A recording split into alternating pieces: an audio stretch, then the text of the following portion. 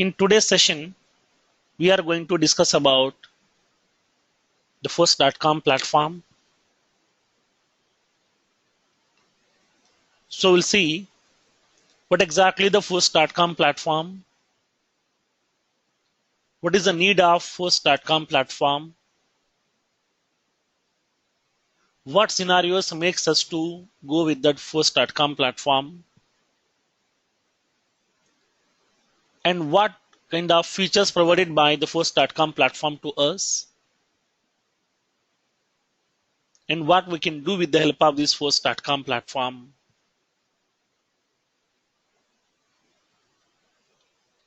And what are the various programmings we are going to be learning with the help of this first.com platform. We'll see practically here. Now, so as we have discussed that Salesforce is offering the three categories of cloud computing services to their customers. Salesforce.com is an organization which has started in 1990s by a person called as the Mark Benioff, which has been started in 1990s by a person called as Mark Benioff. So now from the beginning, from the initial stage of this organization itself, Salesforce.com is purely concentrating on on-demand services. They're purely concentrating on on-demand services. So what do you mean by on-demand services? Already we have discussed in our initial sessions itself. What exactly the on-premise, what exactly the on-demand. Whatever the applications available in our industry, all those applications has been categorized into two types. One is the on-premise applications. Second one is on-demand applications. On-premise applications means the applications which we are using. Okay, it may be a banking application. It may be the finance. It may be the manufacturing application. It may be the pharmaceutical. It may be the construction. Whatever the application that you're using, that application has to be get pre-installed into your local device. Whatever the device that you're using, it may be laptop, it may be the desktop, it may be a mobile, it may be a smartphone, it may be a tab. Whatever the device that you're using to access that application, inside that device, that application has to be get pre-installed. First of all, we have to install that application into your local device, then only we can start utilizing that. Now, for example, assume that if you want to develop a Java application, then first of all, Java programming language has to be get installed into your local system. Nothing but this is on-premise. If you want to develop some .NET based applications by using some .NET programming language, at that time, .NET software has to be installed into your local system first. So .NET is nothing but an on-premise application. If you want to develop some C programming application, then C programming language software has to be installed into your local system. Nothing but this is also on-premise application. If you want to prepare your Word document, nothing but if you want to prepare any documents like as your resume or any of the Word document, then first of all, Microsoft Office has to be installed into your local device. Nothing but this is also on-premise. If you want to do some conversation with your friends, it may be audio, it may be video, it may be the text conversation. For that, we are using the Skype. So that Skype tool has to be get installed into your local system. Nothing but this is also in on-premise. If you want to have some conversation with your friends by using Yahoo Messenger, that Yahoo Messenger tool, the client tool, we have to install into your local system. That is nothing but a on-premise application. Nothing but what happened when coming to the on-premise applications requires the pre-installation of that software into your local device. Now, at that time, whenever you are trying to installing that on-premise softwares or the on-premise applications into your local device, if you are using a laptop or desktop, then laptop and desktop will be supporting to install all the types of applications. It may be any programming language, it may be any application we can able to install. But if my customer is using mobile, then mobile will not be supporting to install all these softwares. If my customer is using some smartphone to access my application, at that time, these smartphones will not be supporting to install all these softwares. If my customer is using some tab, at that time the tab device will not be supporting to install all these kind of software. So for that here, the customers who are utilizing the laptops and desktops, those people can able to access my application, because those devices will be supporting to install that software so that they can able to access my application.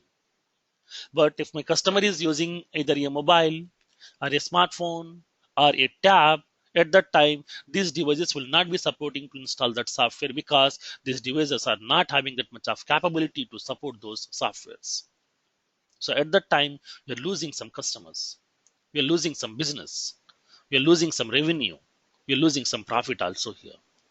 So now for that here, to avoid that problem, they have introduced a feature called as on-demand applications. On-demand application does not require any pre-installation of the software. No need to install anything in our local system. Just we need the browser and the internet connection. By using just the two components, that is the browser and the internet connections, we can able to access that. Nothing but no need to install any prerequisite software.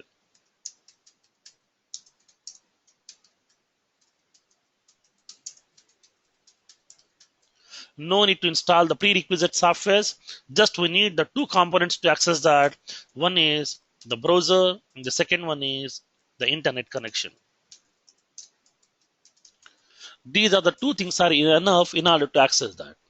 Browser means what? We need to use that browser software in order to access that application. So now at that time, do we need to install the browser manually? No. Whenever you are installing that operating system into your laptop or desktop, browser is ready-madely installed. Whenever you are purchasing the basic model of mobile, browser is inbuilt available. Whenever you are purchasing the smartphone or tab, browser is inbuilt available. Nothing but what happened, no need to install the browser explicitly or manually. The browser is ready-madely available inside that. And the second component, internet here. In order to access that on-demand applications, whatever the two components are required from those, one component is ready-madely available, that is browser. The second component, we need to access that internet. Every mobile, every smartphone, every tab is capable to access that internet through that Wi-Fi. It may be the internet connection also, whatever. Through the mobile network and through the internet connection and through the Wi-Fi, we can able to access that. And every desktop and every laptop is having the capability to access that internet through that broadband connections or through by using the Wi-Fi connections also. Nothing but whatever the two components are required to access that application, those two components are inbuilt available, so that no need to install any additional component inside that.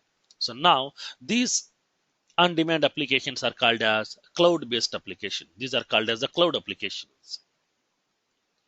So now when coming to the Salesforce, from the beginning, Salesforce is purely concentrating on on-demand applications. Nothing but every application which they have implemented, those applications we can able to access with the help of browser and the internet connection. No need to install anything in our local system. No need to install anything in our local system. Just your system will be having the browser and the internet connection, that is enough. So at that time, you may be having any device. It may be laptop, it may be desktop, it may be mobile, it may be smartphone, it may be tab, it may be any other device which may come in the future. The other devices which may come in the future, if those devices are having the browser and the internet connection, that is enough to access that. Nothing but every device will be capable to access the cloud-based applications. No need to have a desktop and a laptop mandatorily. That much of flexibilities are available when coming to the cloud-based applications. So now when coming to the Salesforce, Salesforce is going to be providing all these applications to their customers on rental basis basically here. Now, Salesforce means not cloud computing. Cloud computing means not Salesforce. Salesforce is different. Cloud computing is different. Now, so now when coming to the Salesforce, Salesforce is providing the three categories of services to their customers.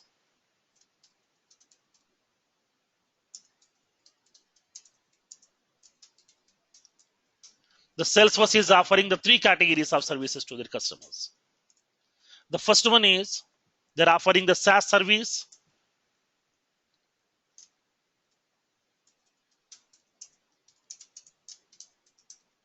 software as a service. They're offering the platform services.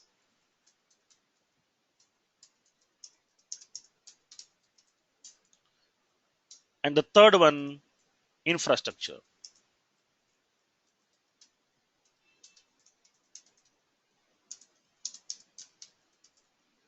Infrastructure as a service. So these are the three categories of services offered by the Salesforce to you. Now, what is the need of providing these services as on demand?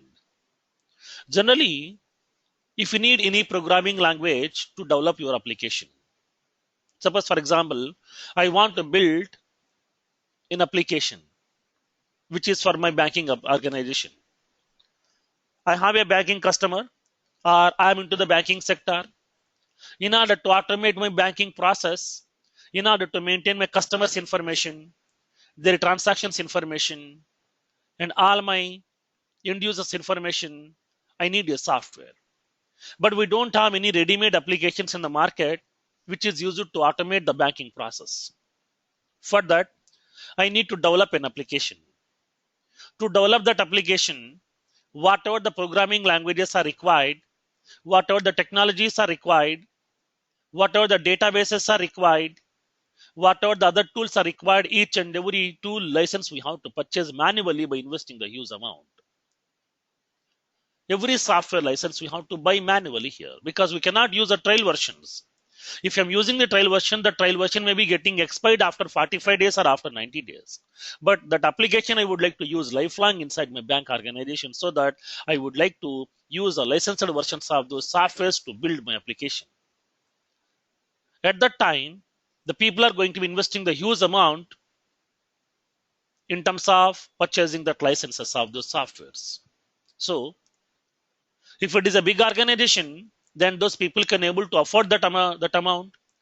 If it is a small organization, as a mid-sized organization which is having some 50 to 100 employees, those people cannot able to afford that much of amount in order to buy the expensive licenses.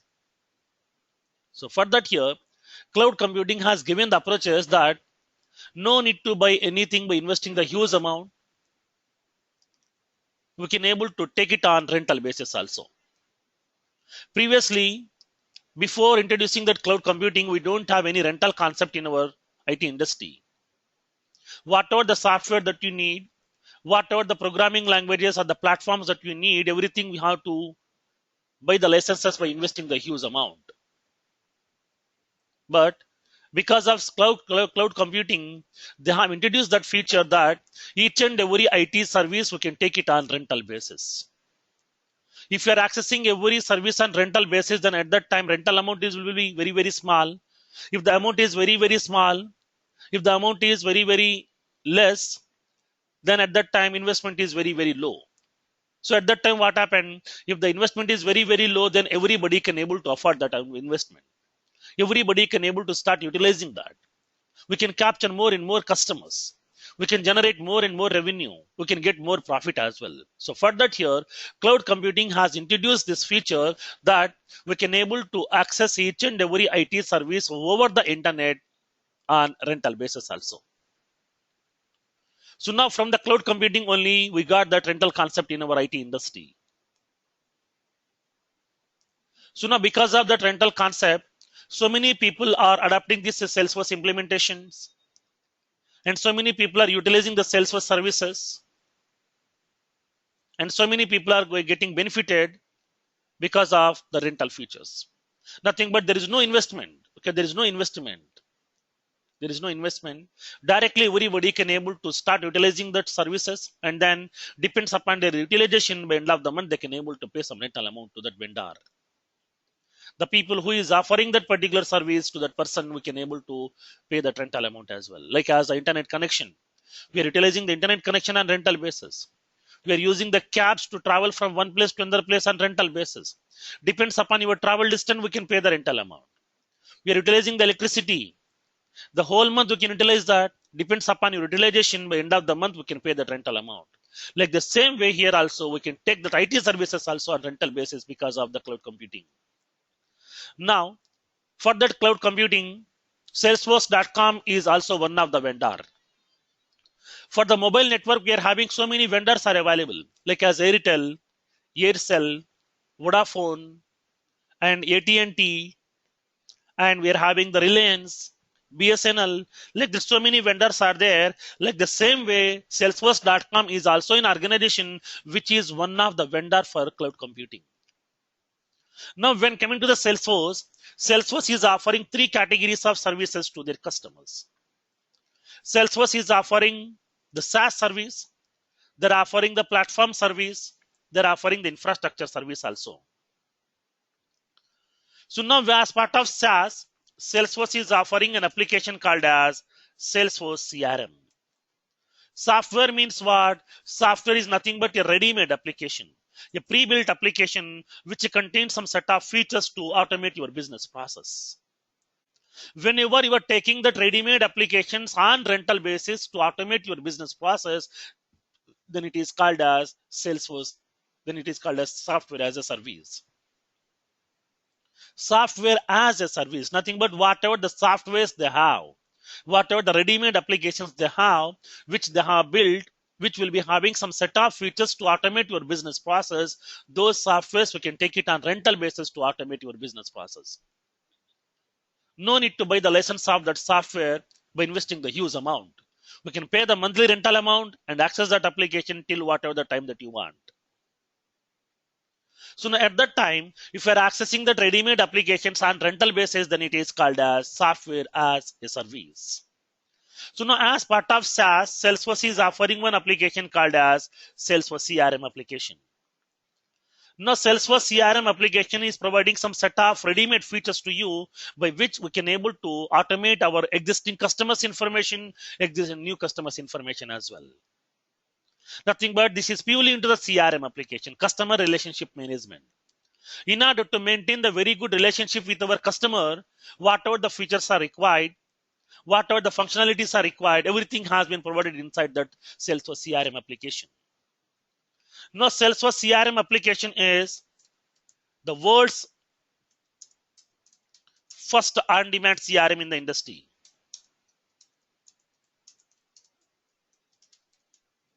So before that Salesforce CRM, we are having so many other CRM tools are also available here. Like we are having that Sugar CRM, PeopleSoft CRM, Siebel CRM, Microsoft Dynamics CRM, so many CRM tools are available. But Salesforce CRM is a only tool, only software which is purely in on demand, which is purely available to you on rental basis. This is the world's first on demand CRM tool in the industry. By using this Salesforce CRM, we can able to customize we can able to automate our existing customers information as well as the new customers information also. Because in our market, we are having so many industries are available. So many organizations are available. Each and every organization, each and every industry is keep on moving around the customer only. It's moving around the customer on 360 degrees here. In 360 degrees, it is keep on moving around the customers only. Nothing but initially, they're going to be capturing the customer, selling out the product, they're giving the customer service, giving the services to the customer. And then they're starting the process again here. They will capture few more customers, sell out the product, and then give the service to the customer. And they will capture few more customers, sell out the product, and they start giving the services to the customer. Nothing but what happened always, it is 360 degrees. It is the each and every business, each and every organization is keep on moving around the customer only. So that customer is the base for every organization. Customer is the God for every organization. So we have to make our customer happy so that in order to give the very effective services to our customers, in order to maintain the very good relationship with our customer, whatever the features are required, all those features they have provided as part of Salesforce CRM. Now, the Salesforce CRM tool is not specific to an organization. This is common to all the organizations available in the industry. Now, the Salesforce CRM can be fit into for a small hotel to a very big MNC also here. It's not only for banking, it's not only for insurance. It is for all the organizations available in the industry here. Wherever we have the organizations, there you will be having the customers. Wherever you have the customers, there you can use this Salesforce CRM tool. That flexibility will be available to you over here. Now, so now when coming to the Salesforce CRM, the Salesforce CRM, as part of Salesforce CRM, we have discussed about so many features. How to configure the various of features available inside that Salesforce CRM, and how to customize those features just by using the declarative programming we have discussed as of now. Now, when coming to the Salesforce CRM, Salesforce people has provided some set of features which are expected by all the customers, which are required for all the customers. Now, so now when coming to the organization, whatever the features are provided by the Salesforce CRM, as part of Salesforce CRM, whatever the features given by the Salesforce, if those features are not sufficient, then what we can do?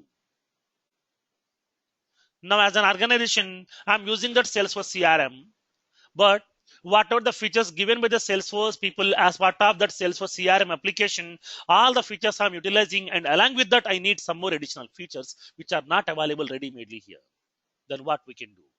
So for that here, we need to customize. Okay, we need to customize this Salesforce CRM application.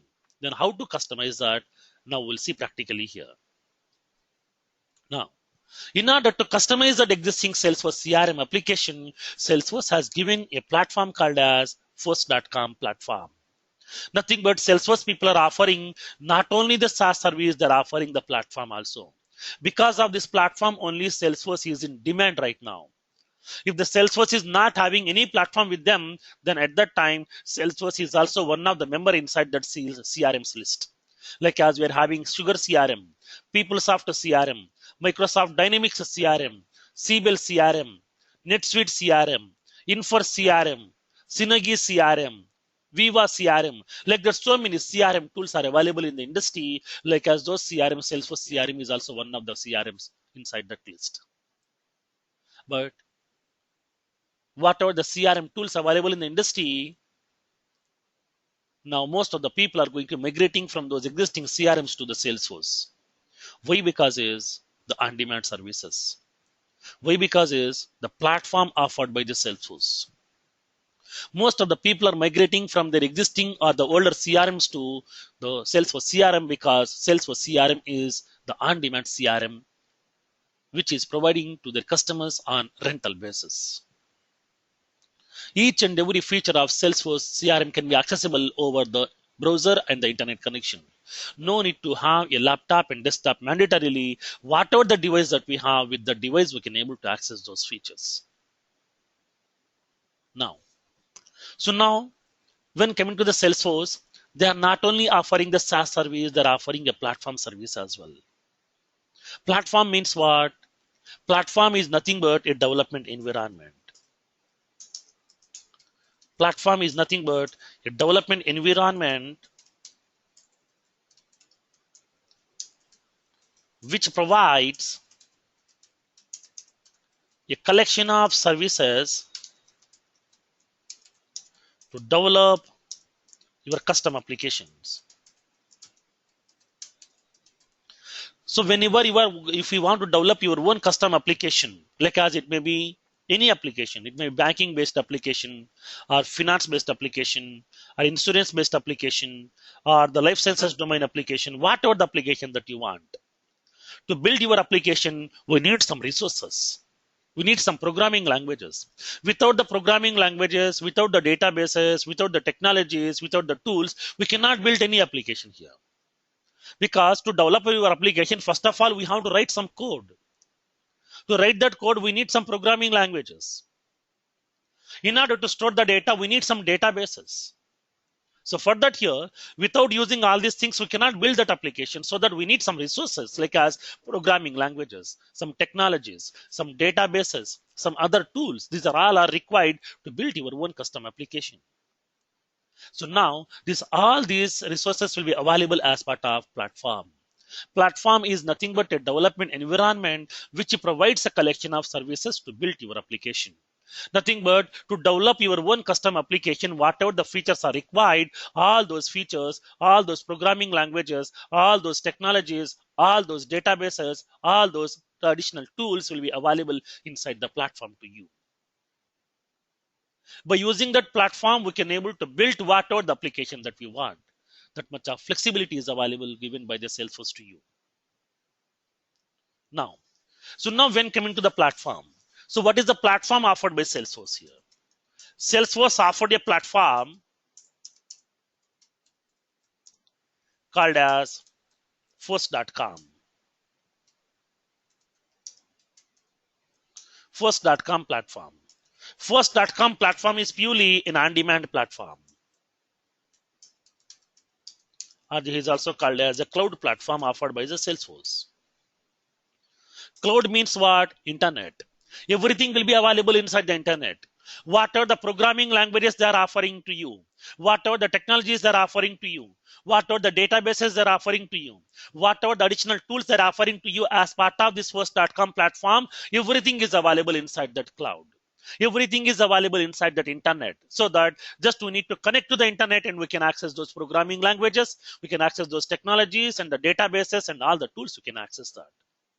So that generally the people are raising the questions like, sir, if it is a ready-made application, then we can use the browser, we can access the application. But if it is a programming language, then where we can write the code, where we can save the code, where we can compile the code, where we can execute the code, where we can see the result. Now, for this Force.com platform, everything is in the browser itself. Everything is in the browser itself. In the browser itself, we are writing the code. And we are saving the code by using the browser itself. And we are compiling the code through the browser itself. We are executing the code through the browser itself. We can see the result inside the browser itself. Nothing but everything we can access through the browser itself. No need for maintaining any tools inside your local system. Even though you are writing the code in the browser itself, we can write the code itself. When you save that code will not be saving into your local system, that code will be saving into the internet here. Whenever you are compiling that code, the code will be compiling by the Force.com platform. When you execute the code will be executing by the Force.com platform. And it will be generating the result. That result we can see in the browser itself. Nothing but everything we are operating with the help of browser itself. Nothing will be there in our local system. No need to harm any tools. No need to harm any prerequisite softwares inside your local device. Directly we can able to access through the browser and the internet connection. Now, so now when coming to the Force.com platform, Force.com platform is an on-demand or the cloud platform offered by the Salesforce to you. Then what we can do with the help of this Force.com platform? So now by using this Force.com platform,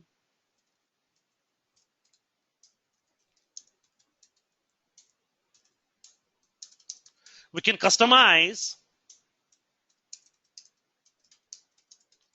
the existing Salesforce CRM application. Whatever the CRM application given by the Salesforce to you, whatever the Salesforce CRM application provided by the Salesforce to you, that application we can able to customize. Customizing means what? They have given some set of features. If those features are not in a proper order for your organization, then we can arrange those features based on your convenience. Based on your convenience, we can able to customize that application here without writing any code. Now, along with that customization, if you want to add any more new features to that, nothing but along with those features, I want 2 additional features here. So, but those features are not available. Then what we can do? We can develop those 2 new features and we can able to add to our existing Salesforce CRM application, which we can able to automate to our business process, which are required for our business process. So that not only utilizing the existing features of Salesforce, we can able to build some additional features and which can be appending, which can be used to leveraging the existing Salesforce CRM application. Leveraging means whatever the features given by the Salesforce, those features we can utilize. Along with that, we can able to add some more enhancements. We can add some more new additional features to that Salesforce CRM as well, which is based on our need, based on our requirement. So for that here, by using this Salesforce.com platform, we can able to customize the existing Salesforce CRM application, and we can leverage the existing Salesforce CRM application functionality.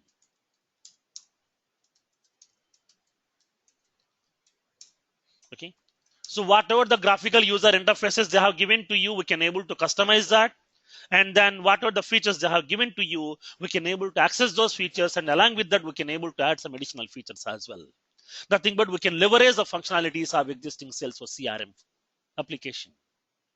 We can add some more enhancements to that based on our need. And then, do we need to customize only the Salesforce CRM, or can we build my own applications? Yes, we can build our own applications also. Whatever the applications that you want, along with that Salesforce CRM application, I want a different application. Like as I want a warehouse management application, or I want a banking application, or I want a finance application, or I want a manufacturing process application, or I want a hotel management application, or I want a supermarket automation application, or I want some online process application. So now I want some applications over here. So whatever the additional application that you want, we can able to build those custom applications also with the help of this Force.com platform. Now the second feature is, by using Force.com platform, we can build our own custom applications also. What are the custom applications that you want, we can able to build those custom applications also with the help of this Force.com platform. If you want any kind of application, whatever the applications you are building right now by using the programming languages available in the market, like as Java, .NET, PHP, any programming language, whatever we have. Whatever the applications that you are building right now, all those applications, all those categories of applications we can build with the help of Salesforce itself. By using that Force.com platform itself, we can able to build those applications to you here. That much of flexibility will be available to you here. Now, so now whenever I'm building my own custom application, okay, whenever I'm building my own custom application, so at that time, what kind of application it is? Salesforce is offering everything as on demand, which can be accessible over the internet, which can be accessible by using the browser and the internet connection. But now I have built my own application by using Force.com platform. Then what will be this application, whether this is on-premise or on-demand? Now Salesforce is providing all the features in terms of on-demand. So now whatever the applications that you have built by using this Force.com platform, those applications are also on-demand. There is no concept of on-premise in Salesforce. Everything is on-demand. Whatever the features they're offering to you, those are on demand. Whatever the application that you have built by using those platforms, those are also on demand. Nothing but everything is cloud-based applications here. Now, because generation is keep on changing, technologies are keep on changing, the customers' mindset are keep on changing, customers' expectations are keep on changing every day. So for that, when coming to the applications also, we are going to be migrating from the on-premise to on-demand. Some time back, everybody has used that desktop devices only. But nowadays, usage of desktops are very, very rare. Everybody has been migrated to laptop because of the flexibility. Laptop is very flexible to carry from one place to another place, so that everybody has been migrated to laptop. Nowadays, everybody is using the smartphones again. Whatever the operations that we are doing with the help of these laptops, the same thing we are doing with the help of the smartphones, by using tabs, by using the mobile devices. So at that time, what happened? After 5 years, we may be having the laptops, we may not be having the laptops in the industry.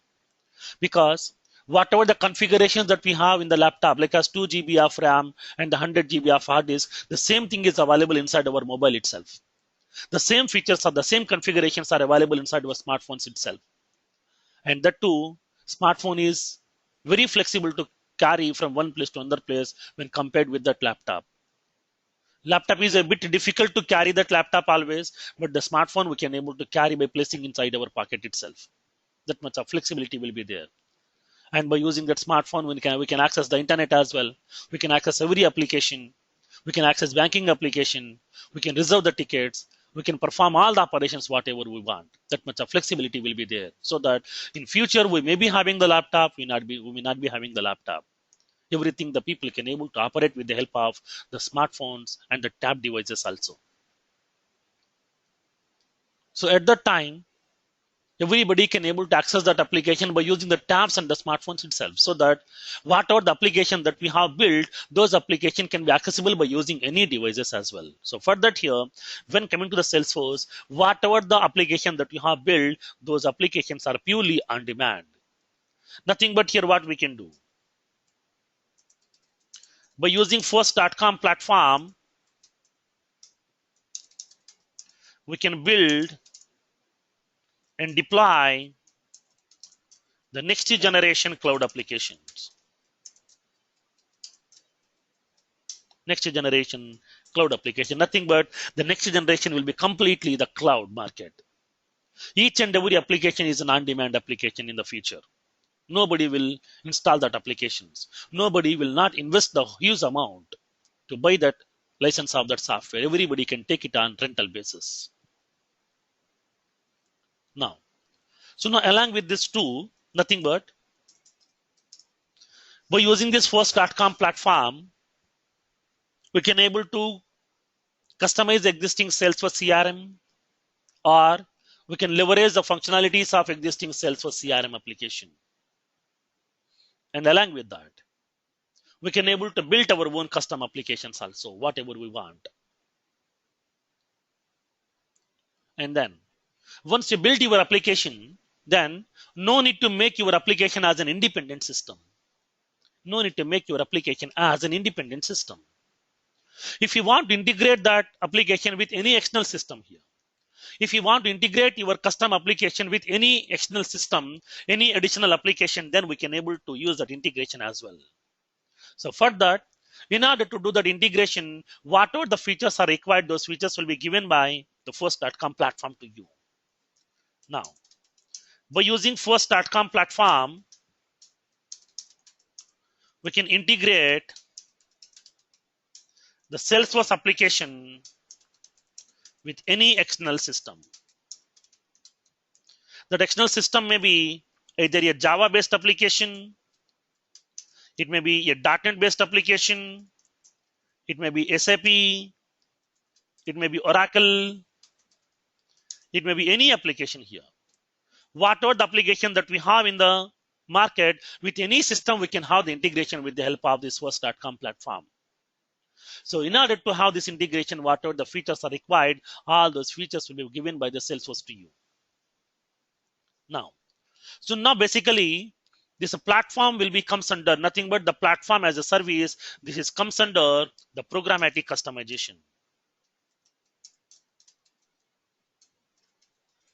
Programmatic customization. So now here, then how can we customize these applications? How can we build our own custom applications?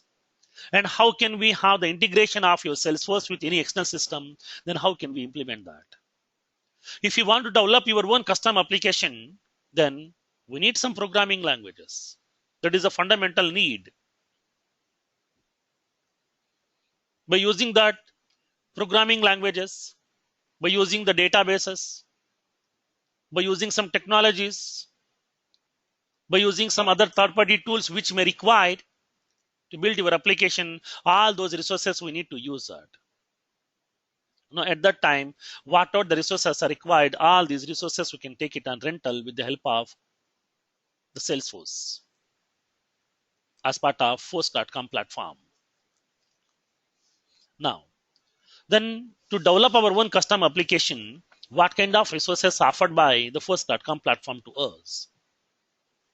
When coming to the first.com platform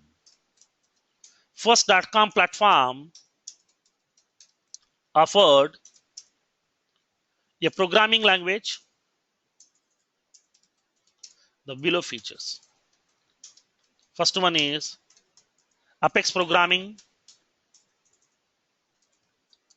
This is a programming language they have offered, and they have offered Visualforce programming. These are the two programmings offered by the Force.com platform to you. So now Apex programming. What exactly is Apex programming? Nothing but as part of this Force.com platform, as part of this development, we are going to be discussing about Apex programming and the Visualforce programming. So now what is the need of this Apex programming here? What exactly is Apex programming? Apex programming is an object-oriented programming language. Object-oriented programming language. Object-oriented programming language, which is used to build the business logic.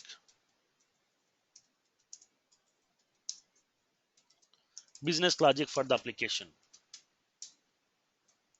Whatever the business logic is required for your application, the whole business logic we can able to implement with the help of this Apex programming language. Now let's see here. For example, assume that I want to develop an application. Okay, I want to develop an application.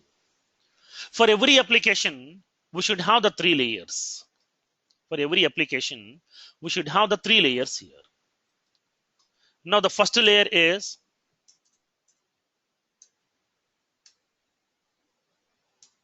the database layer. The database layer. Nothing but this is a backend.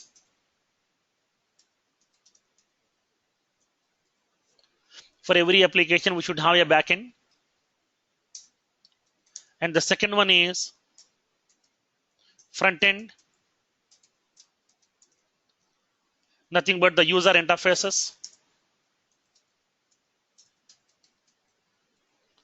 And the third one is business logic.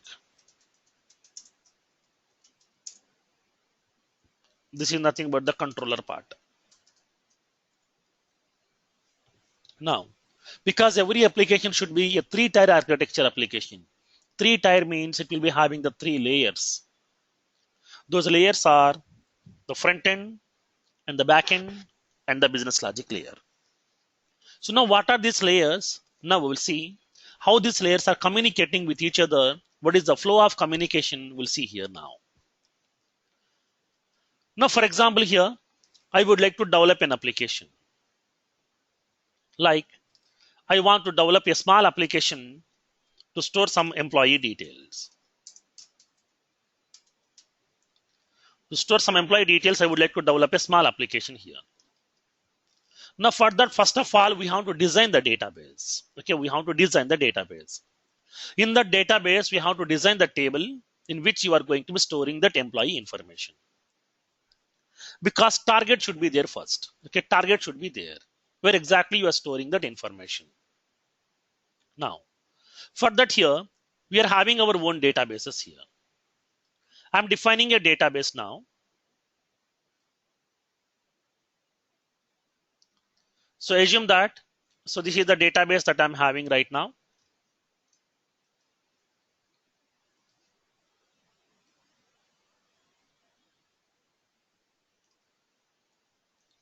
I'm having the database.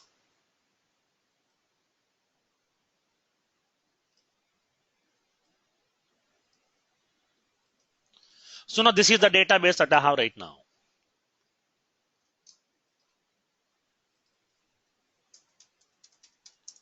And this is also called as the backend. For every application, database is the heart. Okay, database is the heart. Because even though you may be using any programming language, all the programming languages, the technologies, they can able to execute that code, but they cannot able to store even a single value. They're not having the capability to store even a single value also for the permanent storage. Till your application is running, till that time only it will be holding that value. Once your application has been closed, once your application has been stopped or signed out, automatically data will be lost. But I would like to store my data permanently here, because data is asset for the business, data is asset for the organization. Now, we don't want to lose the data here. Losing the data means losing the business, losing the revenue, losing the profit also. For that here, always I want to protect my data permanently. I want to protect my data from the unauthorized accesses. So for that, we have a location, we have a repository, we have a software that is called as database softwares. By placing our data inside the database, we can able to protect our items here. Suppose if you're having some very valuable items, in order to protect that valuable items or the properties from the unauthorized persons, we are placing inside the locker. Locker is nothing but what, a place where we can able to place some items inside that, and from there we can able to protect our properties from the damages. We can protect the properties from the unauthorized persons. So for that here, like the same way, I'm going to placing my data inside my database, nothing but a software. This software is giving the flexibility that whenever I need, I can able to access my data, I can able to manage the data, but I can able to protect my data from the unauthorized persons also. Now, other persons cannot able to access my data. That much of security features given by the database to you. So now here, inside my database, I'm having a table. Assume that I'm having a table inside that. Now this is the table that I have. In this table, I'm having some columns are there, like as the employee ID, the name of the employee, and his salary. These are the three columns are available inside my table. Now I'm placing some columns inside that. One is the employee ID. Second one is the name of the employee. And the third one is the salary of the employee.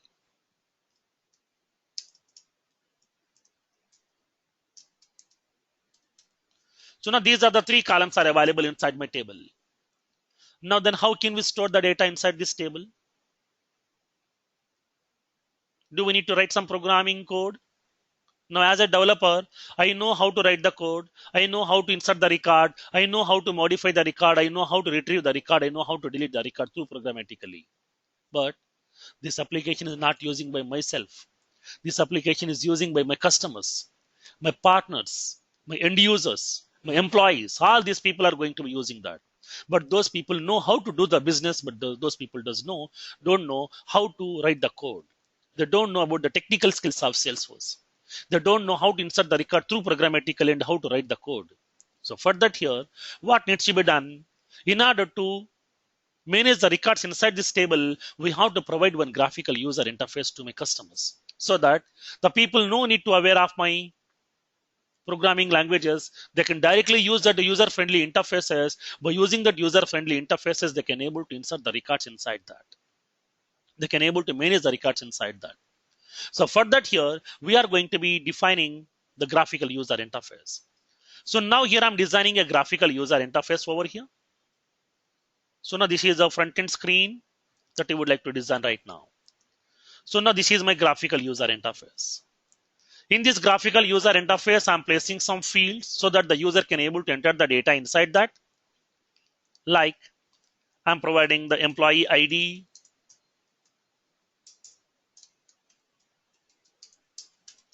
employee name, and the salary. Now these are the three values the user has to be get entered. Now to enter the data inside that fields, I'm providing some text boxes where the user can able to enter some data inside that. Now I'm placing some text boxes over here. To enter that user ID, I'm placing one text box. And to enter that username, I'm placing one more text box. And to enter the password, I'm placing one more text box. Sorry, salary, I'm providing one more text box over here. Once you have entered the data, then how can we store the data into your table here? For that, here I'm placing some button controls inside that. Okay, I'm placing some button controls inside that. I'm placing the button controls.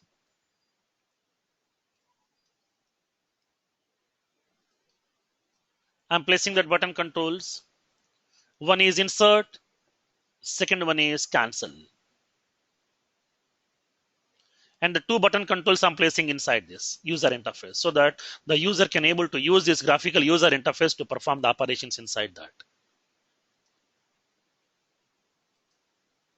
Now this is the insert button.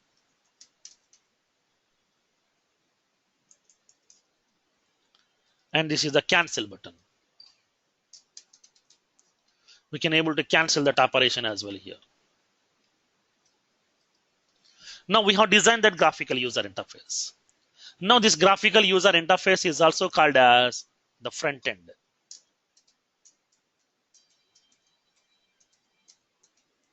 And it is also called as presentation.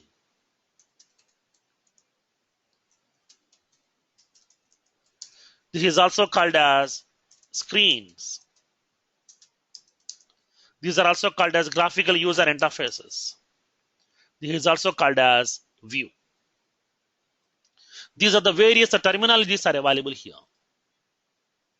Now after entering the data inside this graphical user interface, when you click on insert button, where the record has to be get inserted, in which table it has to be get inserted, how this graphical user interface know that this is the database that we need to connect.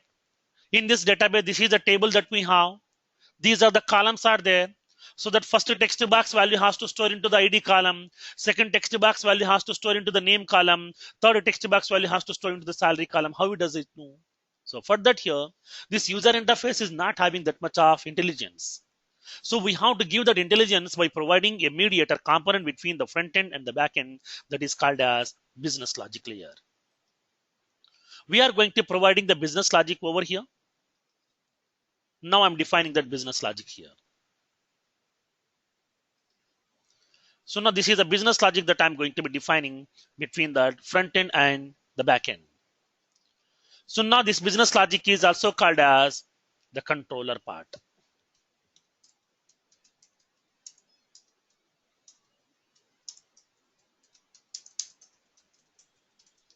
It is also called as business logic, or it is also called as controller part. So now, as soon as when you click on insert button, the data will not be storing into the table directly. First of all, your request will be sending to the controller part, nothing but to the business logic part. Because business logic is a mediator between the front end and the back end. So that here, each and every request which you are going to be make, those requests will be forwarding from your front end to the business logic layer. It will be sending the request to that business logic layer here directly. The request will be sending to that business logic layer. Now the business logic layer will identify that request. And based on the request, it is going to be making a request to the database server. Now the database server is going to be receiving this request. It is performing the operations here. Once the operation has been done, now it is going to be sending the response back to that business logic over here. It is sending the response back to that business logic.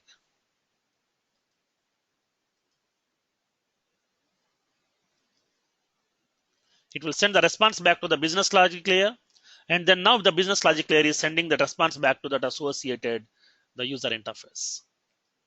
Now this is the flow is going to be happening when coming to the applications here. We are having the 3 layers of applications are available here. For every application, we have the front end part, we have the business logic part, and we have the back end part, nothing but the database part. All these 3 layers are available here. So now in that case, we can say front end, business logic and database, right? Yes. We can, if you say sequence, front end and business logic, then it will go to database, right? Yes, correct. Okay. So now the flow will be going on from front end to the business logic, and now the business logic will get decides, okay, to which database it needs to be get connected, to which table it has to connect, in which columns it has to store the data. Everything will be getting defined inside that business logic itself. The user interface is not having that much of intelligence to which database we have to connect here. So for that, the whole information is available inside that, the business logic over here. By using that business logic only, we can able to connect to that associated database and we can able to perform the operations inside that. And then database will be receiving that request. It will process that request. It will insert the record. Once the record has been inserted, it will be giving the confirmation to that business logic that we have inserted the record separately successfully. So this is the ID of the record. Based on that ID, now the business logic is going to be giving some information to that user in that graphical user interfaces. It is giving a form to you that now success form, your record has been inserted successfully. This is the record details over here. So that here we are going to be displaying that graphical user interfaces with the help of this business logic here. Then how can we implement this front end part? How can we implement this business logic part here? Now this controller part or this business logic part, purely we are going to be implementing with the help of Apex programming. With the help of Apex programming, we are going to be implementing all this controller part here. This can be done with the help of Apex programming.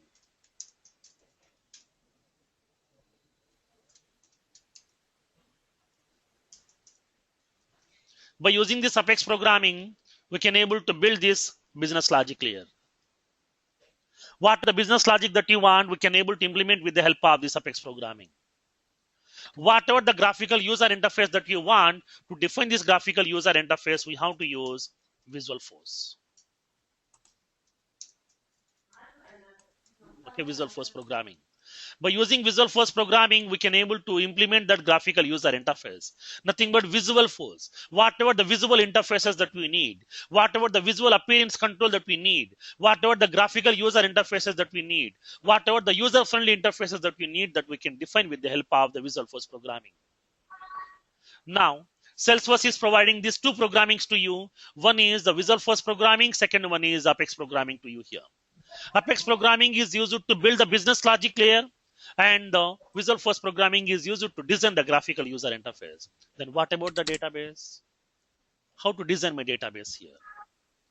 When coming to the database, no need to design the database. Already you are aware of that. Salesforce is purely supporting that ORM technology, that whenever you are defining an object, then automatically Salesforce is building that table to you. Salesforce is providing one table to you by default because of the ORM technology. Already you are aware of how to create the tables, how to manage the tables, how to add the fields, how to maintain the association between the tables, everything you are aware of that. The same process we are doing with the help of these custom configurations as well here. Now, in order to build your own custom business logic over here, in this Apex programming, what it contains, we are writing some classes. We are writing some methods, because when I click on insert button, which method has to be get called. So that method code we are writing over here. When you click on that insert button, we are going to be calling that method. Now method will be having some set of statement, nothing but some code will be there, which will be receiving the value from that user interface. It will be inserting into that associated table.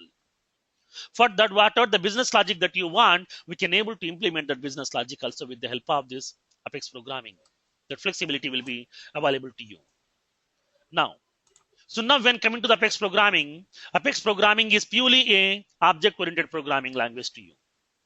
Like as your C++, like as your Java, like as your C#.NET here. So now Apex programming language is purely an object-oriented programming language, and which is used to build the business logic for your applications. Now, the Visualforce programming. Visualforce programming means what? Visualforce is a web development framework. It is a web development framework. It is a web development framework to design attractive and dynamic user interfaces. Whatever the graphical user interfaces that you need, okay, whatever the user interface controls that you need, each and every graphical user interface and with attractive look and feel, we can able to design with the help of the Visualforce programming. With the help of this particular Visualforce programming, we can design whatever the graphical user interfaces that you want. Whatever the user-friendly interfaces that you want, we can able to build with the help of this Visualforce programming over here. Now, these are the two programmings are available as part of this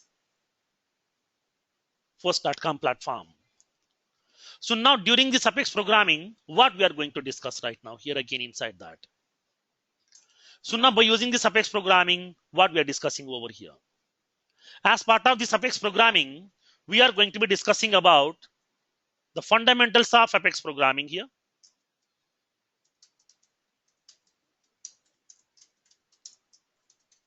Apex programming language.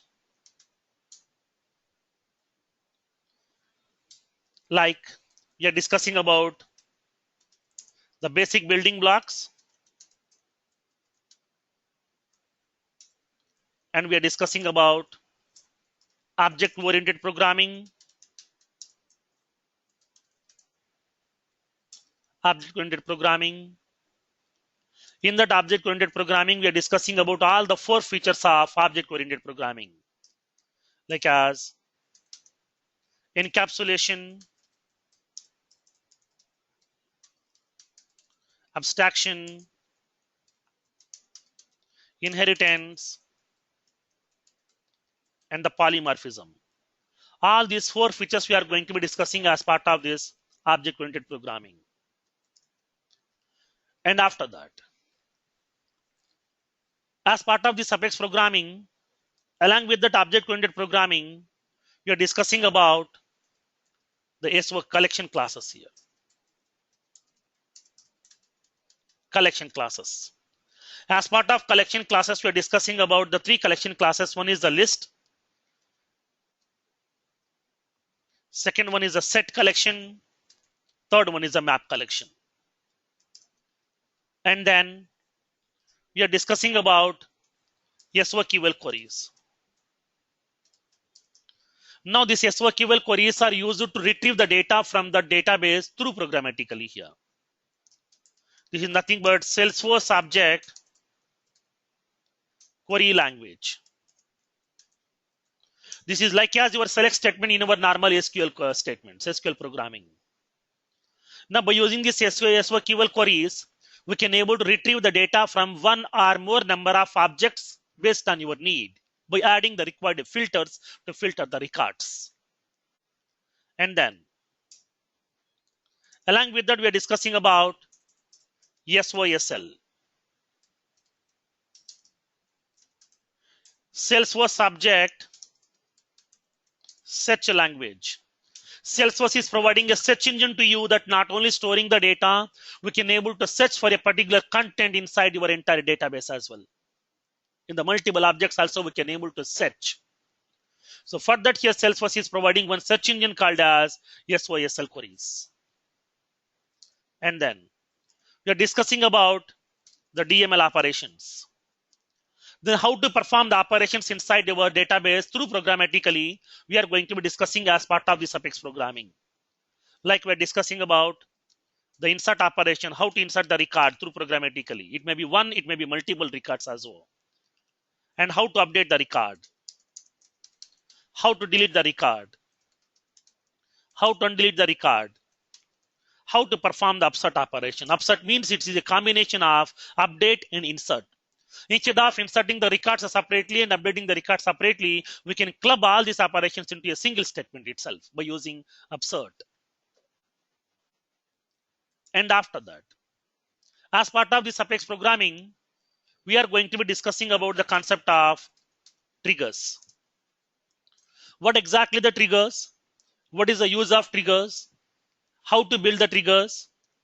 How to perform the automated options by using triggers, we'll see practically over there. And then we are discussing about email programming. How to send the email notification through programmatically here. Okay, how to send the email notification through programmatically by using Apex programming, we'll see practically by using email programming over here. And then we are going to be discussing about Apex sharing features. How to share the record through programmatically. Already you are aware of everybody how to share the record. In order to share the record, we are having the 2 ways are available. That already we have discussed over there. Now during our security concept, we have discussed that how to share the record over here.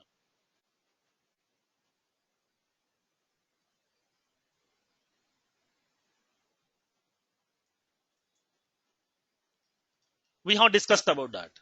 In order to share the record, we are going to be using that sharing settings. Now, during that sharing settings, we have discussed two types of sharing. One is a manual sharing, second one is automated sharing.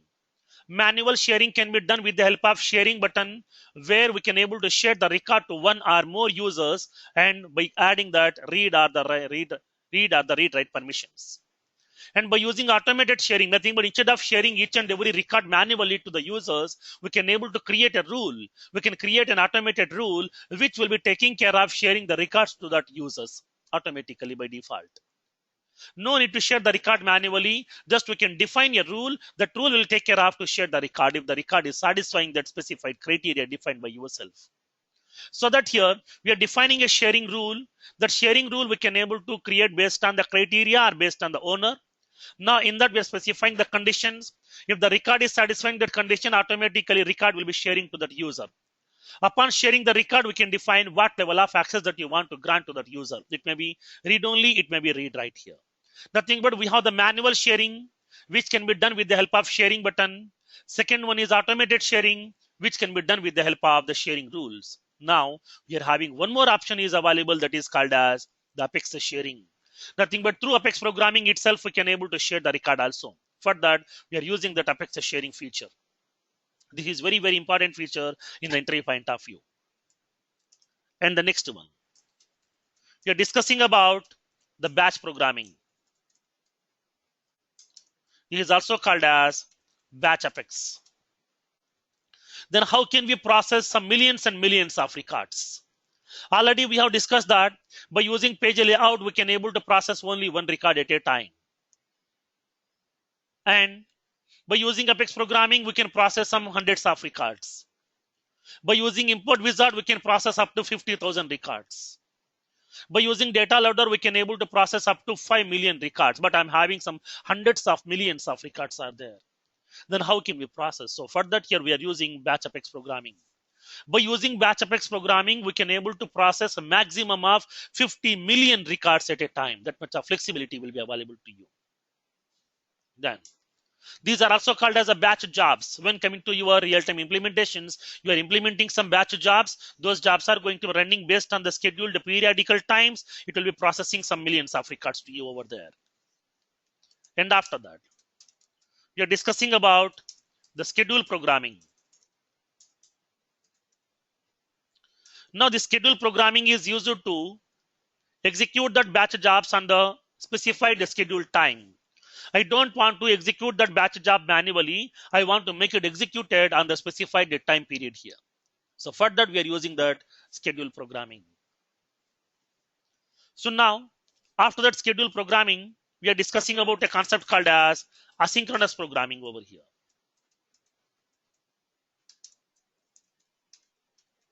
Asynchronous programming. As part of this asynchronous programming, we are going to be discussing about the feature methods, and we are discussing about the flex queues, and we are discussing about queuable Apex. So these are the programming we are going to be discussing as part of this asynchronous programming over here. And after that, we are discussing about test classes in order to maintain the code coverage. And then finally, we are discussing about deployment features. Deployment features. In the deployment feature, practically, we will see how can we deploy the code by using the different options. For that, we can able to use the change set. We can able to use the Eclipse IDE. And we can use the version controlling tools. And we can use that the first.com migration tool. And we can use that ant scripts, etc. So many ways are there. Now from these ways, we are discussing about the change sets and the Eclipse IDE through the licensed edition of Salesforce. How to deploy the code practically from one instance to another instance. All these things we are going to be discussing over here. Now, these are the various topics which we are going to be discussing as part of Apex programming language. And after that, we are going to be discussing about the Visual Force programming.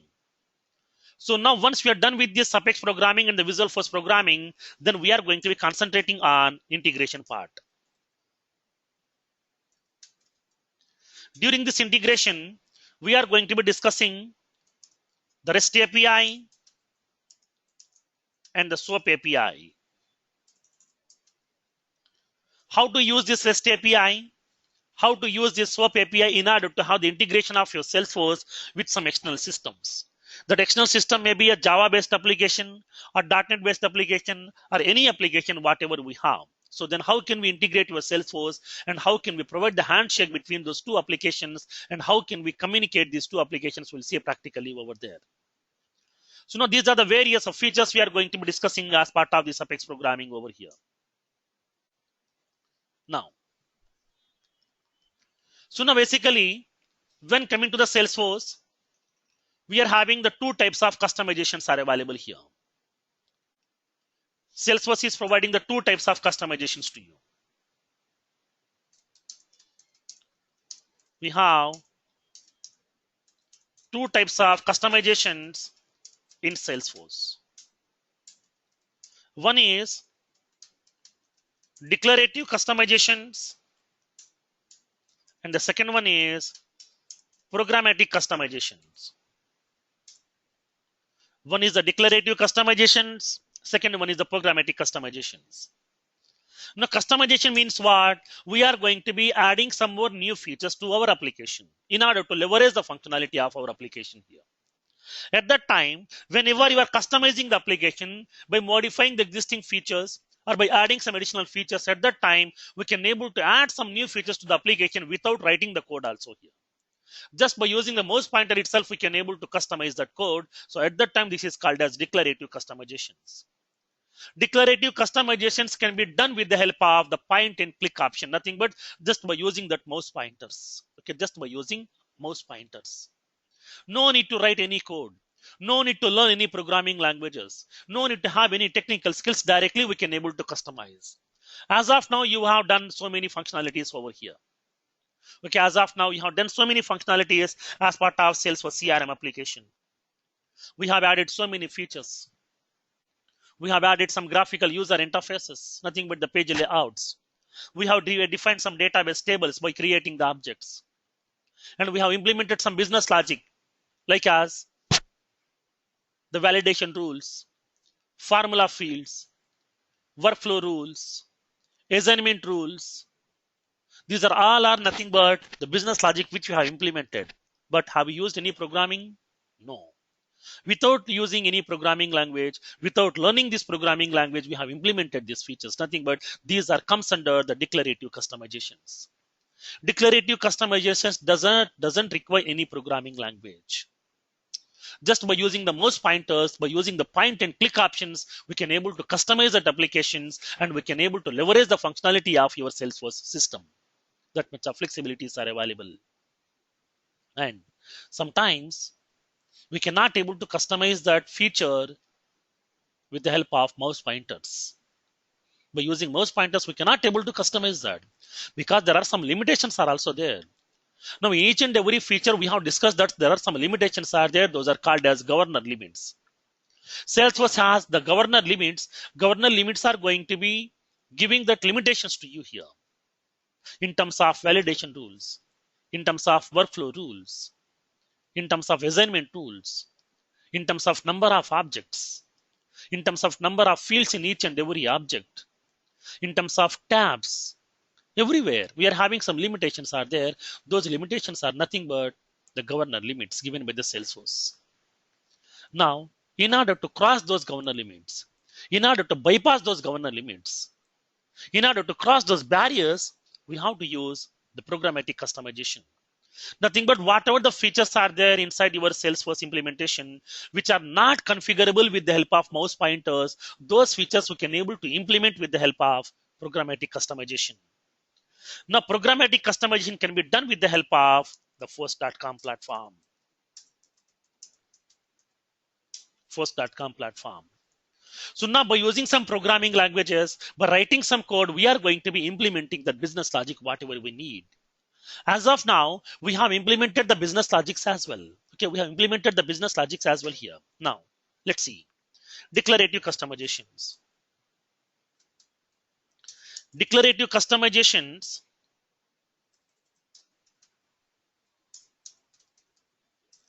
can be done by using point and click options. Point and click options. That is, we can implement the features. We can implement the features or leverage the functionality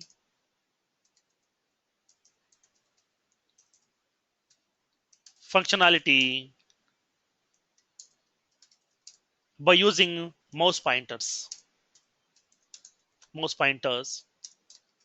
without writing the code, without using the programming languages and the code.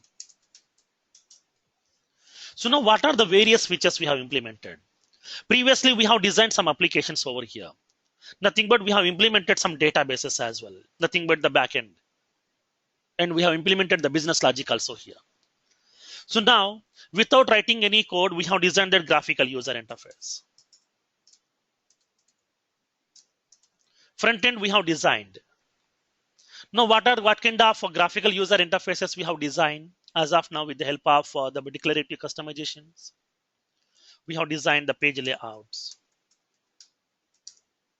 and then tabs and applications we have discussed. We have designed some applications. These are providing some graphical user interfaces to you. Tabs are providing some graphical user interfaces to you. Page layouts are giving some user interfaces to you. Record types are providing some different user interfaces to you.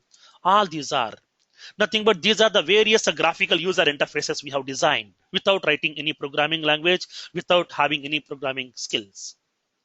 And we have some business logic also here. We have implemented some business logic also, like as validation rules, formula fields, and we have implemented the workflow rules and assignment rules, sharing rules, etc. And the approval processes and the auto response rules, escalation rules. These all comes under the business logic part, where without writing any programming code, without having any programming knowledge, we can able to implement that. And we can able to implement the backend also here. Now the backend can be implemented with the help of what? By defining the objects, by defining the fields inside that object, by defining the associations, nothing but the relationships. Nothing but what happened, all these things we have performed as of now. We have designed the tables also. We have designed the graphical user interfaces also. We have implemented the business logic also here. There, we haven't used any programming language. Nothing but as of now, we have done with that declarative customizations. Now, but few cases, we have to go with that Force.com platform, where all the features are not configurable. At that time, we have to go with that programmatic customizations. Now, programmatic customizations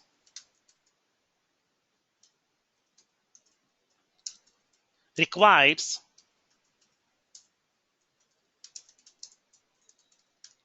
the programming languages to be used to implement the business logic, to implement the application functionality, where we are using that Apex programming language and we are using that Visual Force programming language. These are two programmings we are going to be using as part of this programmatic customization. Programmatic customizations will be comes under the first.com platform, nothing but the development part. Declarative customization comes under that admin part here, where we are not using any programming languages. Just by using the mouse pointer, we are going to be configuring that application features. Now from tomorrow onwards, we are going to be discussing about this Apex programming languages here. What exactly the Apex programming language?